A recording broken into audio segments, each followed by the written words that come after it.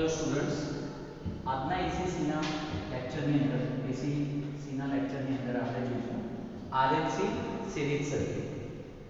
અહીંયા circuit diagram draw કર્યો છે તે આરએલસી સિરીઝ સર્કિટનો છે, જેમાં રેઝિસ્ટન્સ ઓહ્મની અંદર દર્શાવેલ છે, ઇન્ડક્ટર હેનરીની અંદર, કેપેસિટર માઇક્રોફેરાડ ના યુનિટ્સ મૂકેલા છે.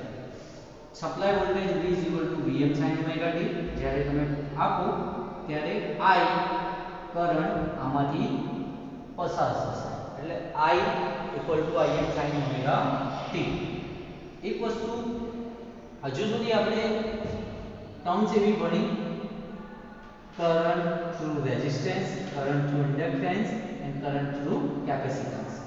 હવે ટર્મ્સ એવી છે કે ત્રણેયને જ્યારે એક સાથે સિરીઝ સર્કિટ તરીકે જોડેલા હોય શ્રેણીમાં, ત્યારે સર્કિટમાં શું ઇફેક્ટ પડશે એ જોવાનું છે આપણે. તો એક ટર્મ આપણે ભણી ગયા હતા, ઇમ્પિડન્સ. ઇમ્પિડન્સ એટલે કે √r² + xl². આને કહેવાય ઇન્ડક્ટિવ રિએક્ટન્સ. Inductive reactance. હવે જ્યારે સર્કિટમાં કેપેસિટર પણ કનેક્ટેડ હોય તો જેમ L જોડે XL અસ્તિત્વમાં આવે તેમ કેપેસિટન્સની સાથે XC એટલે કે કેપેસિટિવ રિએક્ટન્સ, કેપેસિટિવ રિએક્ટન્સ પણ આવશે. ખ્યાલ આવે? તો સર્કિટનો ઇમ્પિડન્સ કેવો થશે? r² plus XL and the difference of XC નો વર્ગ. ખ્યાલ આવે? એક વખત હજુ ધ્યાનથી સમજજો. જ્યારે સર્કિટ પોતે સિરીઝની અંદર જોડાયેલી છે કોની સાથે? રેઝિસ્ટિવ, ઇન્ડક્ટિવ એન્ડ કેપેસિટિવ સાથે, ત્યારે ઇમ્પિડન્સ બરાબર √r² plus difference of XL and XC, inductive reactance, inductive capacitance નો વર્ગ. હવે તમને એટલો તો ખ્યાલ આવે, જો સર્કિટમાં કોઇલનો ઇન્ડક્ટિવ રિએક્ટન્સ કેપેસિટન્સ કરતા વધારે તો ઇમ્પિડન્સ કેવો થશે? લેગિંગ. કેવો થશે? લેગિંગ. પણ ક્યારેક એવું બને કે સર્કિટમાં કેપેસિટિવ રિએક્ટન્સ વધુ હોય એપ્લિકેશન પ્રમાણે, તો શું થશે? સર્કિટ બની જશે lagging. In short, it is totally depends on what the circuit contains itself. એટલે કે સર્કિટ પોતાની પાસે કયા પ્રકારની કોઇલ અને કેટલા માઇક્રોફેરાડનું કેપેસિટન્સ પોતાની પાસે રાખે છે એના ઉપર ઇમ્પિડન્સની કેટેગરી ડિપેન્ડ કરશે. ખ્યાલ આવે? એક વખત ફરીથી સમજી લઈએ આને. XL બરાબર, આ નોટ ડાઉન કરી લેજો. XL બરાબર 2πfL અને XC = 1/2πfC. આ ઇન્ડક્ટિવ રિએક્ટન્સ શોધવા માટે અને કેપેસિટિવ રિએક્ટન્સ શોધવા માટેનું સૂત્ર છે. સર્કિટની અંદર કેપેસિટર કેટલા વેલ્યુઝ છે, ફ્રીક્વન્સી કેટલા હર્ટ્ઝની છે, ત્યારે તમને કેપેસિટિવ રિએક્ટન્સ મળે. હવે એટલા કરંટ શોધવાનું કીધું હોય તો I = V/Z, અને Z મેં તમને દર્શાવ્યું કે Z આ રીતે તમે મૂકી શકો છો જ્યારે સર્કિટ સિરીઝ સર્કિટ હોય ત્યારે. પણ સાથે તમને એક વસ્તુ બીજી પણ ખ્યાલ હશે કે વોલ્ટેજ ડ્રોપ પણ પૂછે છે ક્યારેક એક્ઝામમાં. VR, VL, VC. VR, VL and VC. હવે વેક્ટર ડાયાગ્રામ પરથી આનું સોલ્યુશન લાવીએ કે વેક્ટર ડાયાગ્રામ ઉપરથી તમે આ સર્કિટ માટે વેક્ટર ડાયાગ્રામ કયો ડ્રો કરશો?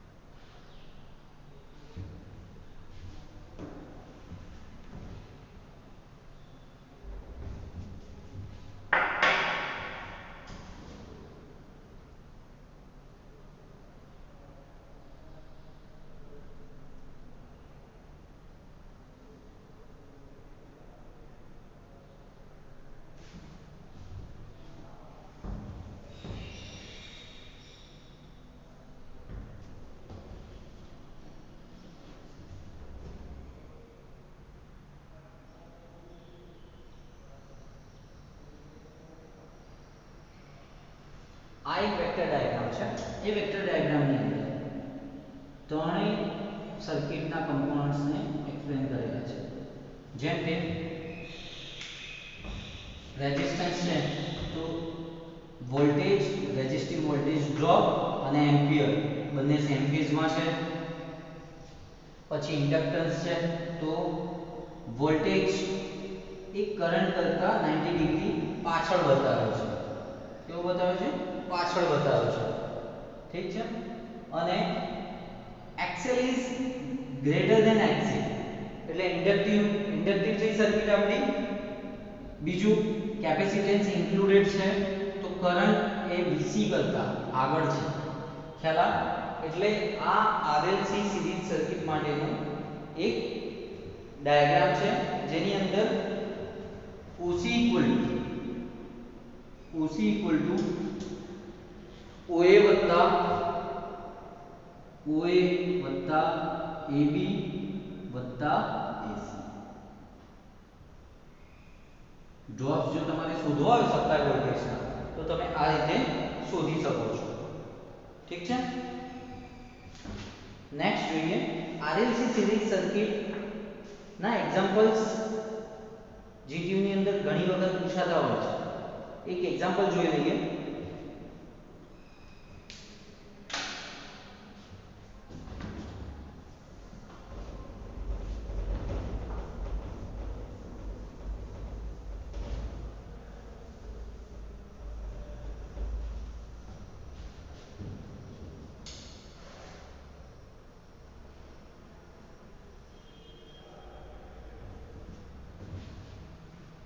એક 40 ઓહ્મનો રેઝિસ્ટન્સ 250 મિલી હેનરી ઇન્ડક્ટર, ધ્યાન રાખજો મિલી હેનરી છે, and 30 microfarad capacitance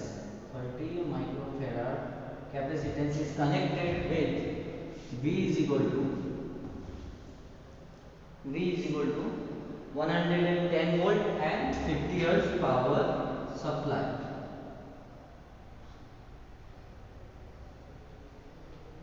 So find out impedance, current, power factor, most important for this circuit, and voltage drop in R, L and C, VL, VR and VC.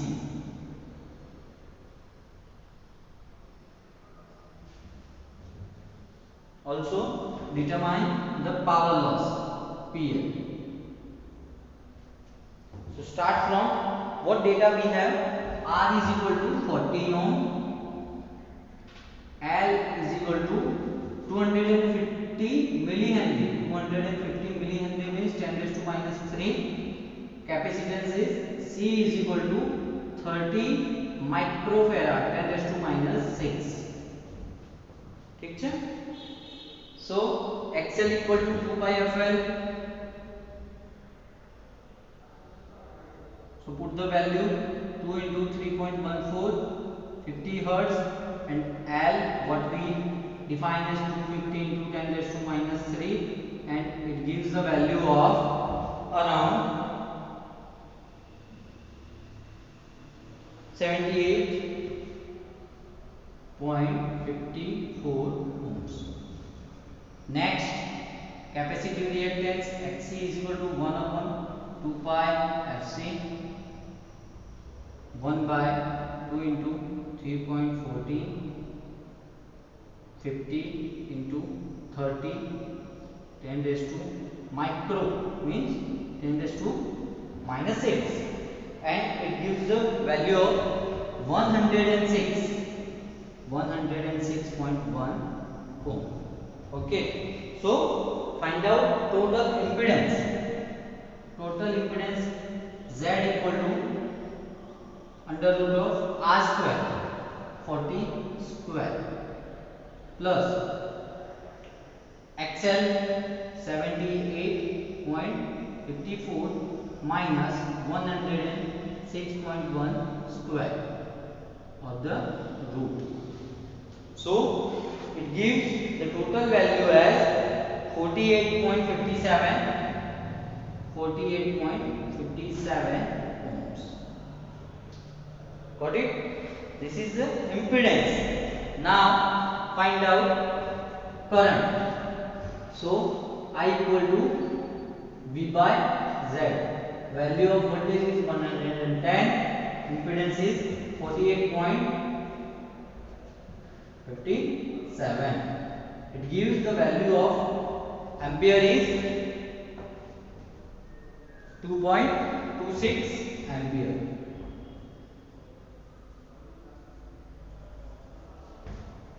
Okay. Next, power factor. Find out power factor.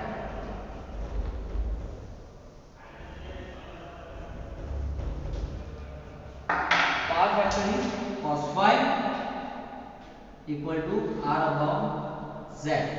R is 40 and impedance is 78 point.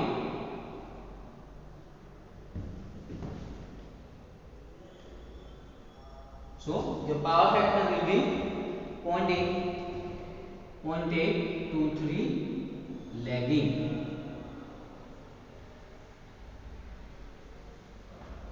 Okay. That is voltage drop in resistance is VR. VR equal to IR. Value of ampere is 2.26 into resistance is 40. So the drop will be 90.4 voltages. Same for voltage drop across inductance is VL equal to IXL 2.26 into inductive reactance value is 78.54,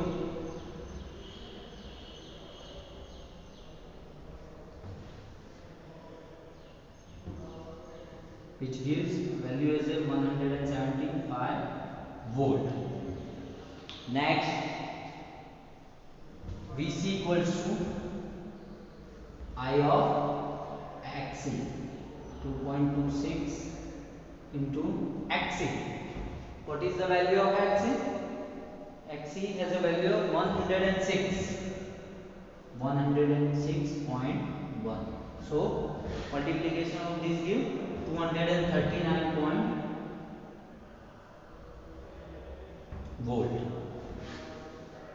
Okay, and to derive total power loss we have to derive from P equal to VI cos phi. P equals to total power loss VI cos phi. So 110 volt 2.26 and the lagging value is 5. Cos phi equal to R by Z. What we get?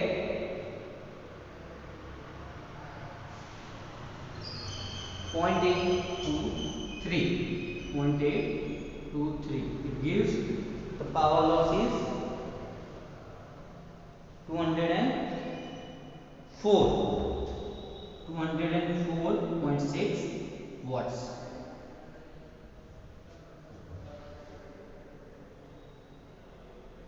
Okay, so this is the final thing you have to calculate. RLC series circuit ना example GTU ની અંદર પૂછાતા હોય છે ત્યારે જે મે impedance નો તમને ખાસ વસ્તુ કીધી કે difference between inductive reactance and capacitive reactance એ પ્રમાણે જ ઇમ્પિડન્સ ની વેલ્યુ શોધવાની જેથી કરીને જવાબમાં કોઈપણ જાતનો ફેરફાર ન જોવા મળે. આજના લેક્ચર માટે આટલું જ. Thank you. હેલો સ્ટુડન્ટ્સ, આ સેશનમાં આપણે જોઈશું કે જીટીયુની અંદર આરએલસી સિરીઝ સર્કિટના પૂછાયેલા અમુક એક્ઝામ્પલ્સ, જેમાં ફર્સ્ટ એક્ઝામ્પલ 2 માર્ક્સ માટેનો પૂછાયેલો છે.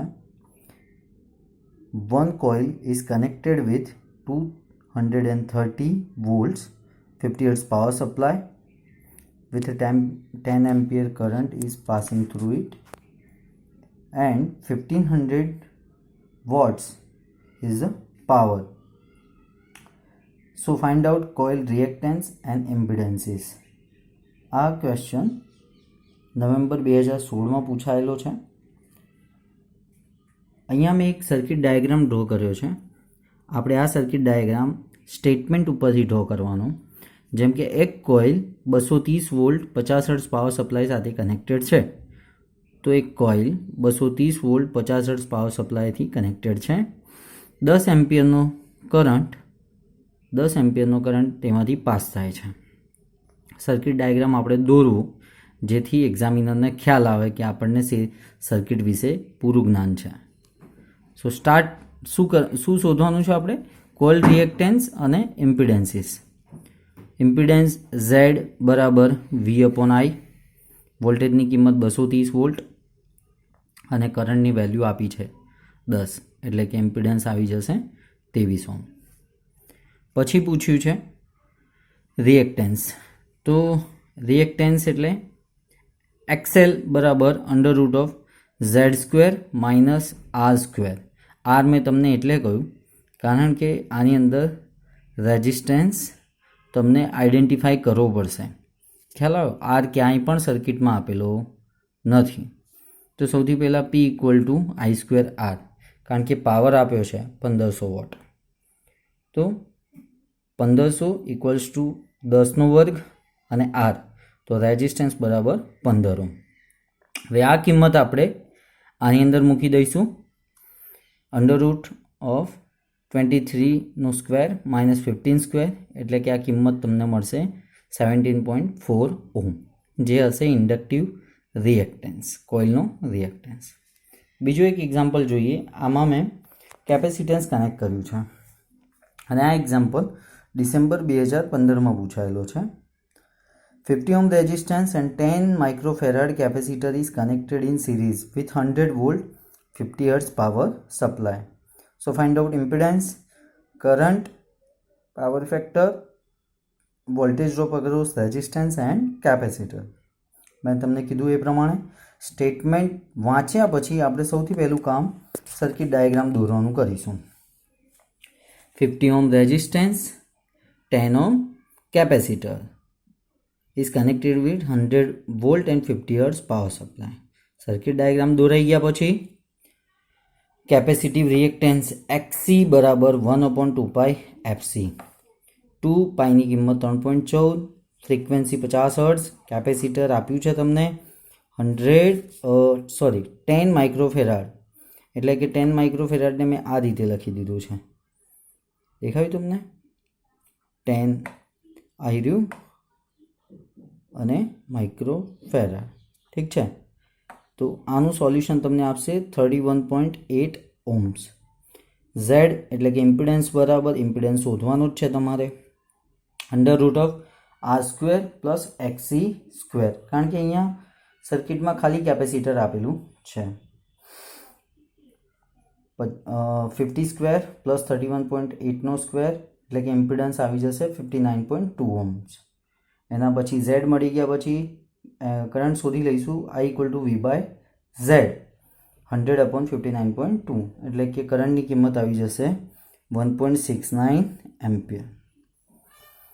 પાવર ફેક્ટર શોધવા માટે cos phi = R/Z, રેઝિસ્ટન્સ એટલે 50, ઇમ્પિડન્સની કિંમત હાલત શોધી 59.2 અને જે પણ કિંમત આવે તે લીડિંગ 0.84 લીડિંગ. મેં એટલે લખ્યું છે કારણ કે સર્કિટમાં ખાલી કેપેસિટન્સ અવેલેબલ છે.